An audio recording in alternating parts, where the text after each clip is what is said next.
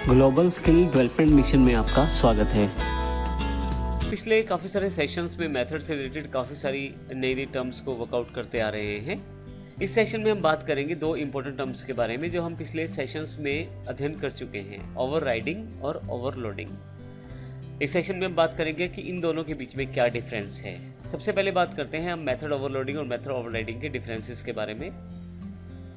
यदि आप method overloading की बात करें तो मेथड ओवरलोडिंग का अर्थ है कि आप अपनी बेटर रीडेबिलिटी के लिए और थोड़ा सा आसान करने के लिए चीज़ों को मेथड ओवरलोडिंग का प्रयोग करते हैं।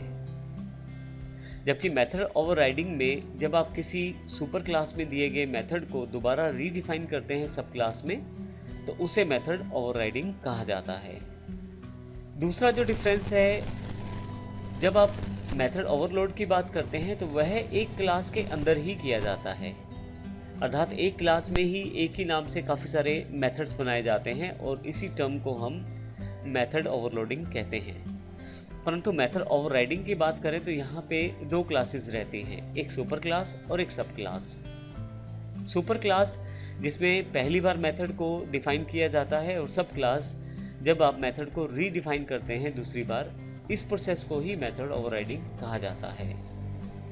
मेथड ओवरलोडिंग का और मेथड ओवरराइडिंग का जो तीसरा डिफरेंस है, यदि हम बात करें तो मेथड ओवरलोडिंग में पैरामीटर्स जो हैं वो डिफरेंट रहते हैं जब भी आप उस मेथड को ओवरलोड करते हैं। अर्थात यदि आप एक मेथड को 3 से 4 बार बनाना चाहते हैं तो हर बार आपको मेथड्स के पैरामीटर्स को डिफरेंट रखना पड़ेगा, हालांकि जो मेथड का नाम है वो सेम रहेगा। जबकि मेथड ओवरराइडिंग में पैरामीटर्स सेम रहते हैं, लेकिन यह दो क्लासेस के बीच में किए जाने वाला कार्य है। मेथड ओवरलोडिंग में रिटर्न डेटा टाइप का कोई भी फर्क नहीं पड़ता मेथड को ओवरलोड करने में। इसका अर्थ ये है कि आप रिटर्न डेटा टाइप को चेंज कर सकते हैं मेथड ओवरलोड करते समय। उसमें मुख्य बात मेथड का नाम सेम रहना है और पैरामीटर्स का डिफरेंट रहना होता है। जबकि मेथड ओवरराइडिंग में आपको सेम रिटर्न डेटा टाइप ही मेंशन करनी पड़ती है ताकि आप मेथड ओवरराइड को प्रॉपर्ली इम्प्लीमेंट कर पाएँ। ये मुख्य डिफरेंसेस हैं जो हमने यहाँ पे डिस्कस किए हैं मेथड ओवरराइडिंग और मेथड ओवरलोडिंग के बीच में। क्योंकि दोनों टर्म्स लगभग एक जैसी लगती हैं सुनने में, इस कारण से काफ़ी सारे स्टूडेंट्स इस प्रोसेस में कंफ्यूज हो जाते हैं।